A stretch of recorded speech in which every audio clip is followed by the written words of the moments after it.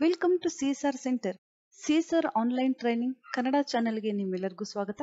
ನೀವು ಇನ್ನೂ ನಮ್ಮ ಚಾನೆಲ್ ಅನ್ನು ಸಬ್ಸ್ಕ್ರೈಬ್ ಮಾಡಿಲ್ಲ ಅಂದ್ರೆ ಪ್ಲೀಸ್ ಸಬ್ಸ್ಕ್ರೈಬ್ ಮಾಡಿ ಮತ್ತು ಬೆಲ್ ಐಕನ್ ಅನ್ನು ಕ್ಲಿಕ್ ಮಾಡಿ. ನಮ್ಮ ಚಾನೆಲ್ ಅಲ್ಲಿ ಬರುವಂತಹ ಎಲ್ಲಾ ಹೊಸ ವಿಡಿಯೋಗಳನ್ನ ನೀವು ನೋಡೋದಕ್ಕೋಸ್ಕರ. ನಮ್ಮ ಚಾನೆಲ್ ಅಲ್ಲಿ ಬರುವಂತಹ ವಿಡಿಯೋಗಳು ನಿಮ್ಗೆ ಇಷ್ಟ ಆದಲ್ಲಿ ಪ್ಲೀಸ್ ಲೈಕ್ ಮಾಡಿ, ಶೇರ್ ಮಾಡಿ ಮತ್ತು ಕಮೆಂಟ್ ಮಾಡಿ ಅಂತ ಹೇಳ್ತಾ ಮತ್ತೊಮ್ಮೆ ನಿಮ್ಮೆಲ್ಲರಿಗೂ ಸಿಎಸ್ಆರ್ ಆನ್ಲೈನ್ ಟ್ರೈನಿಂಗ್ ಕನ್ನಡ ಚಾನೆಲ್ಗೆ ಸ್ವಾಗತ. ಇವತ್ತು ನಾವು ನೋಡೋಣ MS ಎಕ್ಸೆಲ್ ನಲ್ಲಿ ಯಾವ ರೀತಿಯಾಗಿ ಸರ್ಚ್ ಬಾರ್ ಅನ್ನ ಇನ್ಸರ್ಟ್ ಮಾಡಬಹುದು ಅಂತ. ಯಾವ ರೀತಿ ನಾವು ಗೂಗಲ್ ಅಲ್ಲಿ ಸರ್ಚ್ ಮಾಡ್ತೀವಿ ಅದೇ ರೀತಿಯಾದ ಒಂದು ಸರ್ಚ್ ಬಾರ್ ಅನ್ನ ನಾವು MS ಎಕ್ಸೆಲ್ ಅಲ್ಲಿ ಇನ್ಸರ್ಟ್ ಮಾಡಬಹುದು. ಯಾವುದೇ ಒಂದು ಡೇಟಾ ಟೇಬಲ್ ಗೆ ನಾವು ಈ ರೀತಿಯಾದ ಸರ್ಚ್ ಬಾರ್ ಅನ್ನ ಇನ್ಸರ್ಟ್ ಮಾಡಬಹುದು. ನೀವಿಲ್ಲಿ ನೋಡ್ತಾ ಇರಬಹುದು, ನಾನಿಲ್ಲಿ ಸ್ವಲ್ಪ ಇನ್ಫಾರ್ಮೇಶನ್ ಅನ್ನ ತಗೊಂಡಿದ್ದೀನಿ. ಇದೇ ರೀತಿಯಾಗಿ ನೀವು ಯಾವುದೇ ಡೇಟಾ ಟೇಬಲ್ ಅನ್ನ ರೆಡಿ ಮಾಡ್ಕೋಬಹುದು. ನಿಮ್ಮ ಕಂಪನಿಯಲ್ಲಿ ಇರುವಂತಹ ವರ್ಕರ್ಸ್ ಡೇಟಾ ಟೇಬಲ್ ಇರಬಹುದು ಅಥವಾ ಯಾವುದೇ ಡೇಟಾ ಟೇಬಲ್ ನೀವು ಇಲ್ಲಿ ತಗೋಬಹುದು. ನಾನಿಲ್ಲಿ ಸ್ಟೂಡೆಂಟ್ ನೇಮ್ ಮತ್ತು ಟೋಟಲ್ ಮಾರ್ಕ್ಸ್, ಪರ್ಸೆಂಟೇಜ್, ಕ್ಲಾಸ್ ನಾನಿಲ್ಲಿ ತಗೊಂಡಿದ್ದೀನಿ. ಯಾವ ಸ್ಟೂಡೆಂಟ್ಗೆ ಎಷ್ಟು ಮಾರ್ಕ್ಸ್ ಬಂದಿದೆ, ಎಷ್ಟು ಪರ್ಸೆಂಟೇಜ್ ಅನ್ನ ತಗೊಂಡಿದ್ದಾರೆ, ನಂತರ ಫಸ್ಟ್ ಕ್ಲಾಸ್, ಸೆಕೆಂಡ್ ಕ್ಲಾಸ್, ಈ ರೀತಿಯಾಗಿ ಒಂದು ಡೇಟಾ ಟೇಬಲ್ ಅನ್ನ ತಗೊಂಡಿದ್ದೀನಿ. ನೀವು ಸಹ ಇದೇ ರೀತಿಯಾದ ಡೇಟಾ ಟೇಬಲ್ ಅನ್ನ ತಗೋಬೇಕಾಗುತ್ತೆ. ನಂತರ ನಾವು ಫಾರ್ಮೆಟ್ ಟೇಬಲ್ ಎಫೆಕ್ಟ್ ಅನ್ನ ಕೊಡಬೇಕಾಗುತ್ತೆ. ನಂತರ ನಾವು ಯಾವುದೇ ಒಂದು ಡೇಟಾವನ್ನ ಸರ್ಚ್ ಮಾಡಬಹುದು. ನಮ್ಮ ಸ್ಟೂಡೆಂಟ್ ಲಿಸ್ಟ್ ಅಲ್ಲಿ ಡಿಸ್ಟಿಂಕ್ಷನ್ ಬಂದಿರುವಂತಹ ಸ್ಟೂಡೆಂಟ್ ಎಷ್ಟು ಇದ್ದಾರೆ, ಅಥವಾ ಫಸ್ಟ್ ಕ್ಲಾಸ್ ಎಷ್ಟು ಸ್ಟೂಡೆಂಟ್ ಇದ್ದಾರೆ, ಫೇಲ್ ಎಷ್ಟು ಸ್ಟೂಡೆಂಟ್ ಆಗಿದ್ದಾರೆ, ಈ ರೀತಿಯಾಗಿ ನಾವು ಒಂದು ಡೇಟಾವನ್ನ ಸರ್ಚ್ ಮಾಡಬೇಕಾಗಿದೆ. ನಾವಿಲ್ಲಿ ನೋಡ್ಕೋಬಹುದು, ಅಥವಾ ನಾವಿಲ್ಲಿ ಫೇಲ್ ಸ್ಟೂಡೆಂಟ್ ಅಂತ ಸರ್ಚ್ ಮಾಡಿದ್ರೆ ಎಷ್ಟು ಜನ ಸ್ಟೂಡೆಂಟ್ಸ್ ಫೇಲ್ ಆಗಿದ್ದಾರೆ ನಮ್ಗೆ ಇಲ್ಲಿ ಲಿಸ್ಟ್ ತೋರಿಸ್ಬೇಕು. ಅಥವಾ ಡಿಸ್ಟಿಂಕ್ಷನ್ ನಾವಿಲ್ಲಿ ಟೈಪ್ ಮಾಡಿದ್ರೆ ಎಷ್ಟು ಸ್ಟೂಡೆಂಟ್ಸ್ ಡಿಸ್ಟಿಂಕ್ಷನ್ ತಗೊಂಡಿದ್ದಾರೆ ನಮ್ಗೆ ಇಲ್ಲಿ ಡೀಟೇಲ್ಸ್ ತೋರಿಸ್ಬೇಕು. ಈ ರೀತಿಯಾದ ಒಂದು ಡೇಟಾವನ್ನ ನಾವು ಯಾವ ರೀತಿಯಾಗಿ ಸರ್ಚ್ ಮಾಡೋದು ಅಂತ. ಈ ಡೇಟಾ ಟೇಬಲ್ ನೀವು ಯಾವುದೇ ಡೇಟಾ ಟೇಬಲ್ ಅನ್ನ ತಗೋಬಹುದು. ನಾನಿಲ್ಲಿ ಎಕ್ಸಾಂಪಲ್ ತೋರಿಸ್ತಾ ಇದ್ದೀನಿ. ನಾವಿಲ್ಲಿ ಸರ್ಚ್ ಬಾಕ್ಸ್ ಅನ್ನ ಇನ್ಸರ್ಟ್ ಮಾಡಬೇಕಾಗುತ್ತೆ. ನೀವಿಲ್ಲಿ ನೋಡ್ತಾ ಇರಬಹುದು, MS ಎಕ್ಸೆಲ್ ಅಲ್ಲಿ ಡೆವಲಪರ್ ಟ್ಯಾಬ್ ಅಂತ ಹೇಳಿ ಸಿಗುತ್ತೆ. MS ಎಕ್ಸೆಲ್ ಅಲ್ಲಿ ಡೆವಲಪರ್ ಮೆನು ನೀವಿಲ್ಲಿ ನೋಡ್ತಾ ಇರಬಹುದು. ನಿಮ್ಮ ಎಕ್ಸೆಲ್ ವರ್ಕ್ ಬುಕ್ ಅಲ್ಲಿ ಡೆವಲಪರ್ ಮೆನು ಇಲ್ಲ ಅಂದ್ರೆ ನಾವಿಲ್ಲಿ ರೈಟ್ ಕ್ಲಿಕ್ ಮಾಡಬೇಕಾಗುತ್ತೆ.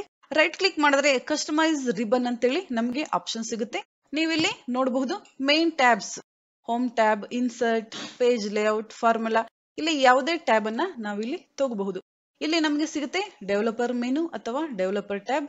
ಇಲ್ಲಿ ನೀವು ಚೆಕ್ ಮಾರ್ಕ್ ಮಾಡಬೇಕಾಗುತ್ತೆ. ನಂತರ ಓಕೆ ಕ್ಲಿಕ್ ಮಾಡಿದ್ರೆ ಡೆವಲಪರ್ ಮೆನು ನಮಗೆ ಬರುತ್ತೆ. ಕ್ಲೋಸ್ ಮಾಡ್ತಾ ಇದ್ದೀನಿ.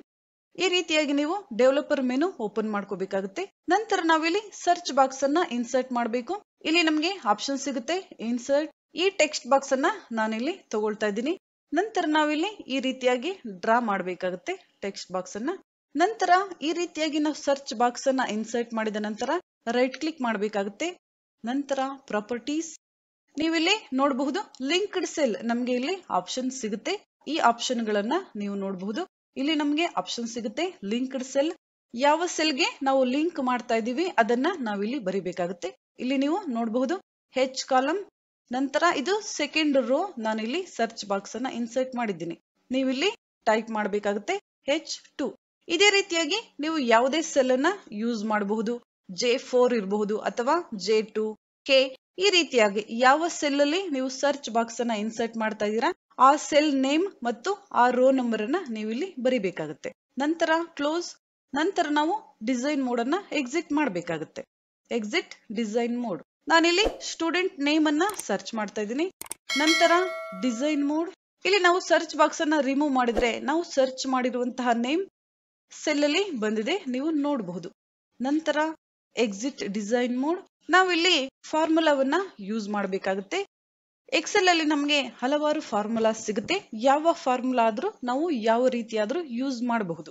ಫಂಕ್ಷನ್ಸ್, ನಾನಿಲ್ಲಿ ಕ್ಲಿಕ್ ಮಾಡ್ತಾ ಇದ್ದೀನಿ. ಇಲ್ಲಿ ನಮಗೆ ಫಾರ್ಮುಲಾ ಸಿಗುತ್ತೆ ಫಿಲ್ಟರ್ ಫಾರ್ಮುಲಾ. ನಾನಿಲ್ಲಿ ಓಕೆ ಕೊಡ್ತಾ ಇದ್ದೀನಿ. ನಂತರ ನೀವು ಇಲ್ಲಿ ನೋಡಬಹುದು ನಾವಿಲ್ಲಿ ಆಡ್ ಮಾಡಬೇಕಾಗುತ್ತೆ ಯಾವ ಟೇಬಲ್ ಅಲ್ಲಿ ನಾವು ಏನನ್ನ ಸರ್ಚ್ ಮಾಡ್ತೀವಿ ಅಂತ. ಇಲ್ಲಿ ಕ್ಲಿಕ್ ಮಾಡ್ತಾ ಇದ್ದೀನಿ. ನಂತರ ನಾನಿಲ್ಲಿ ಸೆಲೆಕ್ಟ್ ಮಾಡ್ತಾ ಇದ್ದೀನಿ. ಈ ಟೇಬಲ್ ಅನ್ನ ನಾನಿಲ್ಲಿ ಸೆಲೆಕ್ಟ್ ಮಾಡ್ತಾ ಇದ್ದೀನಿ. ನೀವು ಇಲ್ಲಿ ನೋಡ್ತಾ ಇರಬಹುದು. ಮೊದಲು ನಾವಿಲ್ಲಿ ನಮ್ಮ ಟೇಬಲ್ ಅನ್ನ ಪೂರ್ತಿಯಾಗಿ ಸೆಲೆಕ್ಟ್ ಮಾಡಬೇಕಾಗುತ್ತೆ.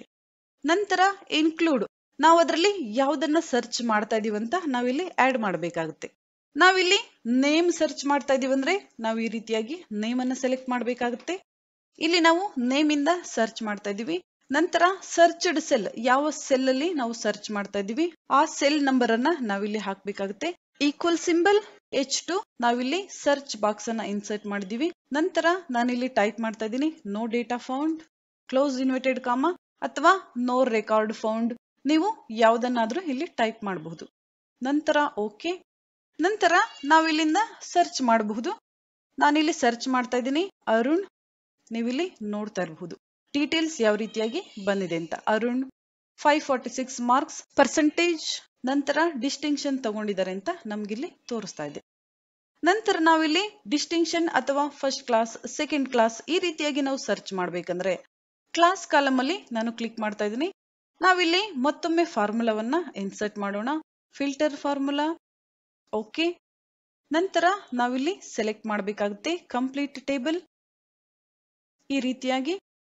ನಂತರ ಇನ್ಕ್ಲೂಡ್, ನಾವಿಲ್ಲಿ ಯಾವುದನ್ನ ಸರ್ಚ್ ಮಾಡ್ತಾ ಇದೀವಿ ಅಂತ. ನಾನಿಲ್ಲಿ ಕ್ಲಾಸ್ ಇಂದ ಸರ್ಚ್ ಮಾಡ್ತಾ ಇದ್ದೀನಿ. First class, second class, just pass, fail ಈ ರೀತಿಯಾಗಿ. ನಂತರ ಲಿಂಕ್ಡ್ ಸೆಲ್ ನಾವಿಲ್ಲಿ ಟೈಪ್ ಮಾಡಬೇಕಾಗುತ್ತೆ. H2 ನಾನಿಲ್ಲಿ ಕೊಡ್ತಾ ಇದ್ದೀನಿ. ನಂತರ open inverted comma, no data found. ನಂತರ ಕ್ಲೋಸ್ ಇನ್ವರ್ಟೆಡ್ ಕಾಮ. ನಂತರ ಓಕೆ ನಾನಿಲ್ಲಿ ಕೊಡ್ತಾ ಇದ್ದೀನಿ. ನೀವಿಲ್ಲಿ ನೋಡ್ತಾ ಇರಬಹುದು ನಾನು ಯಾವುದೇ ಡೇಟಾವನ್ನ ಇಲ್ಲಿ ಸರ್ಚ್ ಮಾಡಿಲ್ಲ. ನಾನೀಗ ಸರ್ಚ್ ಮಾಡ್ತಾ ಇದ್ದೀನಿ ಡಿಸ್ಟಿಂಕ್ಷನ್. ನೀವಿಲ್ಲಿ ನೋಡ್ತಾ ಇರಬಹುದು ಎಷ್ಟು ಸ್ಟೂಡೆಂಟ್ಸ್ ಇಲ್ಲಿ ಡಿಸ್ಟಿಂಕ್ಷನ್ ತಗೊಂಡಿದ್ದಾರೆ ನಮ್ಗೆ ಇಲ್ಲಿ ಡೀಟೇಲ್ಸ್ ತೋರಿಸ್ತಾ ಇದೆ. ಇಲ್ಲಿ ನೀವು ಇದೇ ರೀತಿಯಾಗಿ ಯಾವುದೇ ಒಂದು ಡೀಟೇಲ್ಸ್ ಅನ್ನ ಸರ್ಚ್ ಮಾಡಬಹುದು. ಟೋಟಲ್ ಮಾರ್ಕ್ಸ್ ಇಂದ ಸರ್ಚ್ ಮಾಡಬಹುದು. ಈ ಕಾಲಮ್ ಅಲ್ಲಿ ಸಹ ನಾವು ಫಾರ್ಮುಲಾ ಇನ್ಸರ್ಟ್ ಮಾಡಬೇಕಾಗುತ್ತೆ. ನಂತರ ಪರ್ಸೆಂಟೇಜ್ ಅಥವಾ ಇಲ್ಲಿ ನೇಮ್ ಇಂದ ಸಹ ನಾವು ಸರ್ಚ್ ಮಾಡಬಹುದು. ಯಾವ ಸ್ಟೂಡೆಂಟ್ ಎಷ್ಟು ಮಾರ್ಕ್ಸ್ ಅನ್ನ ತಗೊಂಡಿದ್ದಾರೆ ಅಥವಾ first class, second class, distinction ಬಂದಿದ್ದಾರೆ ನಾವು ಚೆಕ್ ಮಾಡ್ಬೇಕಂದ್ರೆ ನಾವಿಲ್ಲಿ ನೇಮ್ ಇಂದ ಸಹ ಸರ್ಚ್ ಮಾಡಬಹುದು. ಈ ಸೆಲ್ ಅಲ್ಲಿ ನಾನು ಫಾರ್ಮುಲಾವನ್ನ ಇನ್ಸರ್ಟ್ ಮಾಡಿದ್ದೀನಿ. ಈ ಸೆಲ್ ಅನ್ನ ನಾನೀಗ ಇಲ್ಲಿ ಮೂವ್ ಮಾಡ್ತಾ ಇದ್ದೀನಿ. ನೀವು ಇಲ್ಲಿ ನೋಡ್ತಾ ಇರಬಹುದು ಈ ರೀತಿಯಾಗಿ ಯಾವುದೇ ಫಾರ್ಮುಲಾವನ್ನ ಯಾವುದೇ ಸೆಲ್ ಅಲ್ಲಿ ಇನ್ಸರ್ಟ್ ಮಾಡಿದ್ರೆ ನಾವು ಚೇಂಜ್ ಸಹ ಮಾಡಬಹುದು. ನಂತರ ನಾನಿಲ್ಲಿ ಸರ್ಚ್ ಮಾಡ್ತಾ ಇದ್ದೀನಿ ಕಾವ್ಯ, ಸ್ಟೂಡೆಂಟ್ ಯಾವ ಕ್ಲಾಸ್ ಬಂದಿದ್ದಾರೆ ಅಥವಾ ಪಾಸ್ ಅಥವಾ ಫೇಲ್ ಈ ರೀತಿಯಾಗಿ. ನಂತರ ಫೇಲ್ ಆಗಿರುವಂತಹ ಸ್ಟೂಡೆಂಟ್ಸ್ ಅನ್ನ ನಾವಿಲ್ಲಿ ಸರ್ಚ್ ಮಾಡ್ಬೇಕಂದಾಗ ಫೇಲ್ ನಾನಿಲ್ಲಿ ಸರ್ಚ್ ಮಾಡ್ತಾ ಇದ್ದೀನಿ. ನೀವು ಇಲ್ಲಿ ನೋಡ್ತಾ ಇರಬಹುದು ಎಷ್ಟು ಜನ ಸ್ಟೂಡೆಂಟ್ಸ್ ಫೇಲ್ ಆಗಿದ್ದಾರೆ ನಮ್ಗಿಲ್ಲಿ ಸರ್ಚ್ ಬಾಕ್ಸ್ ಅಲ್ಲಿ ತೋರಿಸ್ತಾ ಇದೆ. ಈ ರೀತಿಯಾಗಿ ನೀವು ತುಂಬಾ ಸುಲಭವಾಗಿ MS Excel ಅಲ್ಲಿ ಸರ್ಚ್ ಬಾಕ್ಸ್ ಅನ್ನ ಇನ್ಸರ್ಟ್ ಮಾಡಬಹುದು ಮತ್ತು ಯಾವುದೇ ಡೀಟೇಲ್ಸ್ ಬೇಕಂದ್ರೂ ನಾವು ತುಂಬಾ ಸುಲಭವಾಗಿ ಸರ್ಚ್ ಮಾಡಬಹುದು.